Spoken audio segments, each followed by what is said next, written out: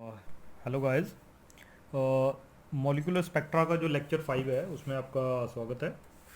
Last lecture में हम लोगों ने थर्मल डिस्ट्रीब्यूशन जो है रोटेशनल जो लेवल्स हैं उनके बारे में पढ़ा था। आपको पता होगा कि ये जो पांचवा लेक्चर है ये बेसिकली हमारे पास लेक्चर नंबर 4 है जो प्योर रोटेशनल स्पेक्ट्रा है उसके बारे में हम पढ़ रहे हैं अभी फ़िलहाल।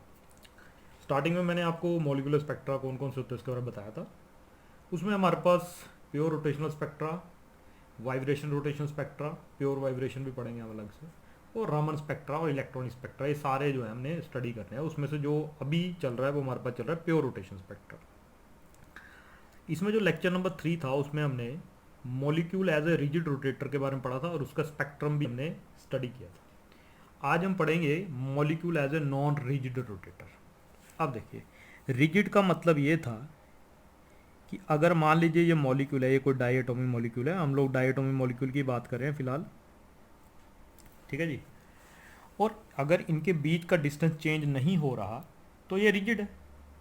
लेकिन जब ये घूम रहा है, मान लो ये एक्सिस रोटेशन है, ऐसे करके घूम रहा है ये, तो जब ये घूम रहा है तो घूमते हुए मान लीजिए इन दोनों के बीच का डिस्टेंस जो है वो चेंज हो रहा है। तो डिस्टेंस जब चेंज होता है दोनों के बीच का तो फिर तो वो रिजिड रहा नहीं। रिजिड का मतलब है कि दोनों के बीच का, दोनों जो जो मॉलिक्यूल के दो एटम्स हैं उन दोनों के बीच का डिस्टेंस जो है वो कांस्टेंट रहना चाहिए था, लेकिन कांस्टेंट नहीं है अब। तो हम अब उसको कहेंगे कि वो एक नॉन रिजिड रोटेटर है, क्योंकि जो दो एटम्स हैं उनके बीच का डिस्टेंस जो है वो चेंज हो रहा है। ठीक है जी।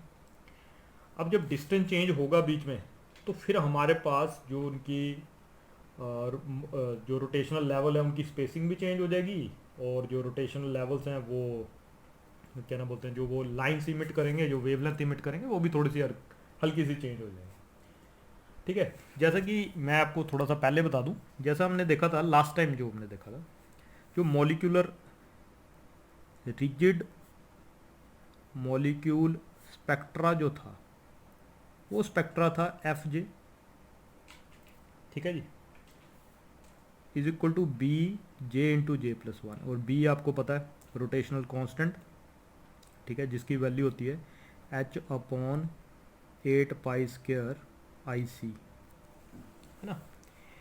इसके हिसाब से अगर हम बनाए तो हमारे पास ऐसे ऐसे लेवल्स आते हैं। और देखिए जे इज इक्वल टू ज़ीरो के लिए तो ये ज़ीरो आएगा, ठीक है, जे इज इक्वल टू ज़ीरो। फिर हमारे पास जे इज इक्वल टू वन के लिए ये आ जाएगा टू बी, ठीक है। फिर जे इज इक्वल टू अगर हम पुट करें टू तो हमारे पास क्या आएगा, सिक्स बी। फिर ऐसे अगर हम आगे आगे वैल्यू पुट करते जाएं तो हमारे पास यहाँ पे आ जाएगा 12 बी, फिर आ जाएगा आगे 20 बी एंड सो ऑन। लेकिन ये याद रखिएगा ये लेवल्स हैं, बस लेवल्स, ठीक है जी। 0 1 2 3 4 ये रिजिड के थे, ठीक है जी। अब अब क्या हो रहा है कि जब ये लाइट इमिट करते हैं, या तो यहाँ से यहाँ ट्रांजिशन होगी, या यहाँ से यहाँ ट्रांजिशन होगी, या यहाँ से यहाँ ट्रांजिशन होगी, या यहाँ से यहाँ ट्रांजिशन होगी, तो इस ट्रांजिशन से जो हमारे को मिलता है, यहाँ पे मिलता है हमारे को, और वो जो हमारे को जो फ्रिक्वेंसी, जो वेव नंबर हम कह सकते हैं, वेव नंबर का फॉर्मूला आता है 2 B into J plus one, ठीक है जी। ये वेव नंबर का फार्मूला आता है, और वेव नंबर के फार्मूले के हिसाब से ये 2 बी आएगा, और यहाँ पे आ जाएगा आपके पास 4 बी, इस ट्रांजिशन से 6 बी, इस ट्रांजिशन से 8 बी एंड सो ऑन। तो आप देखो कि इन दोनों के बीच का जो लाइंस का डिफरेंस है वो 2 बी है, सारी लाइनों के बीच का। ये किसके लिए था, ये रिजिड के लिए। अब जो नॉन रिजिड है, the spectrum of non rigid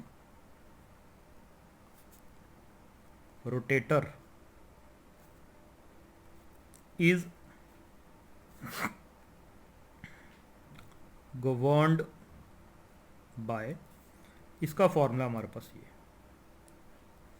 अगर इसको पूरा अगर हमारे को सॉल्व करना है तो हमारे को फिर से श्रोडिंगर वेव इक्वेशन जो है वो यूज़ करनी पड़ेगी, ठीक है जी, जो कि एक बड़े टीडियस काम है, ठीक है। तो ये आता है डी जे स्क्र जे प्लस वन का स्क्र। अगर आप इस फार्मूले को और इस फार्मूले को कंपेयर करो तो आप देख रहे हो कि इसमें से कुछ ना कुछ चीज़ माइनस हो रही है।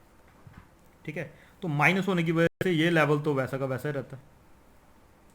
ठीक है जी, ये लेवल जो है इसमें से कुछ माइनस हो रहा है, ये थोड़ा सा नीचे आ जाएगा, ये लेवल भी थोड़ा सा नीचे आ जाएगा, ये लेवल थोड़ा और नीचे आ जाएगा, और ये लेवल भी और नीचे आ जाएगा। ठीक है, इसका मतलब ये वाले जो लेवल्स हैं ये थोड़े थोड़े अब ज़्यादा पास आना शुरू हो जाएंगे। ठीक है, ठीक है। अब इसमें डी क्या है? D is called centrifugal distortion constant. Centrifugal distortion constant कहते हैं हमारे डी को। ठीक है जी। और एक और बात, जो डी है वो बी से उसकी वैल्यू जो रोटेशन कांस्टेंट है उसके मुकाबले उसकी वैल्यू बहुत छोटी होती है। इसका लेवल्स हैं, इन लेवल मैंने थोड़ा सा वैसे ज़्यादा दिखा दिए, लेकिन बड़े कम थोड़ा ही फ़र्क होता है इनके बीच में। ठीक है जी, ओके। अब ये तो हो गया कि रोटेशनल लेवल इस तरीके से हमारे को मिलेंगे, जे इज इक्वल टू 1 2 3 के लिए हमारे को ये थोड़े थोड़े पास में मिलेंगे। अब हम जो wave number of spectral lines हैं जो, उनका वेव नंबर कैसे डिनोट करेंगे। ठीक है जी, वो कैसे डिनोट होगा? वो होगा न्यू बार लगा देता हूँ मैं इसके साथ, और वो होगा F of J plus one minus F of J. ये वाला जो फॉर्मूला हमने यहाँ पे लिखा है ये भी बेसिकली इसी से निकाला गया है। इसी तरीके से हम ये वाला फॉर्मूले को यूज़ करके अब ये निकालेंगे। ठीक है, तो nu dash is equal to हो गया एफ जे प्लस वन। पहले इधर जहाँ पे जे है वहाँ जे प्लस वन पुट कर देंगे, तो बी जे प्लस वन, और यहाँ पे जे प्लस वन है तो ये जे प्लस टू बन जाएगा जे की जगह, माइनस डी, और यहाँ जे है जे की जगह जे प्लस वन का होल स्क्वायर, और यहाँ पे जे प्लस टू आ जाएगा का होल स्क्वायर। ठीक है, और माइनस क्या करना है हमने?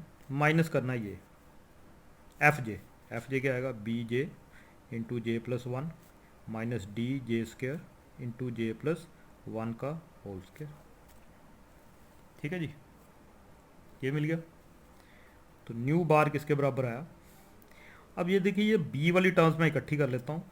इस टर्म से बी और जे प्लस वन जो है वो कॉमन हम ले सकते हैं।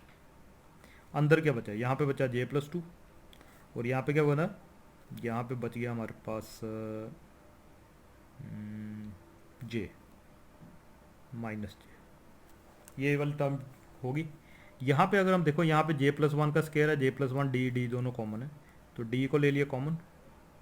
ठीक है, और साथ में जे प्लस वन का होल स्केयर, और ब्रैकेट में हमारे पास यहाँ क्या बच गया? जे प्लस टू का होल स्केयर और माइनस जे का स्केयर। ठीक है जी,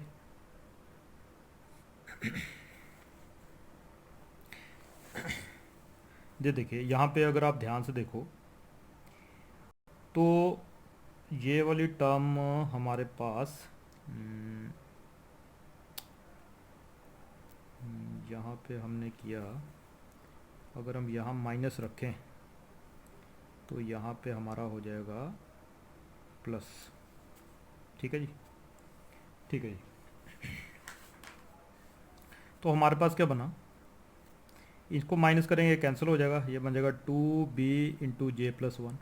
अब देखिए यहाँ पे अगर हम इसको कंपेयर करें तो ये पहली टर्म तो हमारे इसके बराबर ही आ गया, two B into J plus one.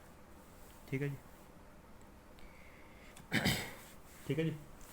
इसी तरीके से अगर हम इसकी बात करें, एक सेकंड मैं ज़रा माइनस की मिस्टेक ना हो, ये माइनस आ गया, ये यहाँ पे माइनस आ गया, ये माइनस और ये प्लस, और ये प्लस और प्लस, ये माइनस आएगा जी यहाँ पे। ठीक है, यहाँ पे माइनस आएगा। ठीक है, तो ये आ गया minus D into J plus one का होल स्क्वायर, और यहाँ पे हम ब्रैकेट खोल देते हैं, ये क्या बनेगा? जे स्क्वायर प्लस फोर जे माइनस जे स्क्वायर। ठीक है जी, ये जे स्क्वायर कैंसिल, ये बन गया फोर प्लस फोर जे। तो न्यू बार जो है वो किसके बराबर आ गया? न्यू बार आ गया two B into J plus one minus यहाँ से ये 4 है तो 4 कॉमन ले लेते हैं, आ गया 4d, और ये जे प्लस वन का होल स्क्वायर है, और ये जे प्लस वन एक और यहाँ पे जे प्लस वन आएगा, ये बन जाएगा जे प्लस वन का होल क्यूब। ठीक है जी। तो ये जो है ये हमें जो है ये वेव लेंथ हमारे को देगा। बेसिकली ये वेव नंबर है, और ये किसका वेव नंबर है? ये वेव नंबर है हमारे पास नॉन रिजिड रोटेटर में जो ट्रांजिशन होगी डिफरेंट लेवल्स के बीच में, उसका हमारे पास ये वेव नंबर हमारे को मिलेगा। ठीक है जी। अब देखिए, अगर इस फॉर्मूले को ध्यान से देखें, अब इस फार्मूले के अकॉर्डिंग अब ट्रांजिशन भी कैसे होंगी? ठीक है, यहाँ पे ट्रांजिशन ये होगी एक, फिर ये होगी, क्योंकि आपको पता है जो डेल्टा जे है इट शुड भी प्लस माइनस वन ही होना चाहिए, और जाए ये स्पेक्ट्रम एब्जॉर्प्शन होता है इसलिए एब्जॉर्ब भी होंगी यहाँ पे, जाए ये वाली जाए ये वाली। तो इनसे जो वेवलेंथ रिसीव होगी, इन दोनों इनके बीच का डिफरेंस कितना 2b, इनके बीच का 2b, इनके बीच का 2b, तो इसका मतलब अलग अलग स्पेक्ट्रल लाइंस के बीच का जो डिफरेंस है वो 2b है। लेकिन यहाँ पे देखोगे तो ये डिफरेंस जो है ये कम होना शुरू हो जाएगा। ठीक है, डिक्रीशन कम हो जाएगा। इसका मतलब this shows that the separation between the lines decrease slightly with increasing J. जब जे इंक्रीज करेगा तो आहिस्ता आहिस्ता इन लेवल्स के बीच का जो डिस्टेंस भी कम होता जाएगा, और कम ही होगा क्योंकि डी जो है वो जो डी है वो बी से बहुत छोटा है। इसका मतलब अगर कुछ थोड़ा बहुत अगर वहाँ से कम हो भी रहा होगा तो बहुत ज़्यादा इतना ज़्यादा फ़र्क नहीं पड़ेगा। ठीक है जी, तो आज के लेक्चर के लिए इतना ही। नेक्स्ट लेक्चर में हम लोग ये देखेंगे कि आइसोटोपिक इफेक्ट क्या पड़ता है अगर हमारे पास डिफरेंट, जैसे जो मॉलिक्यूल में जो एटम्स हैं वो अलग अलग आइसोटोप्स के हों, तो फिर हमारे पास जो है वो स्पेक्ट्रम थोड़ा सा चेंज हो जाता है, उसके बारे में पढ़ेंगे नेक्स्ट लेक्चर में। ठीक है जी। तो आपको कोई भी अगर दिक्कत हो या कुछ समझ नहीं आया तो प्लीज़ कमेंट सेक्शन में कमेंट करिए, तो मैं ज़रूर आपको उसका जो डाउट है आपका वो क्लियर करूँगा। ओके जी, ओके, बाय।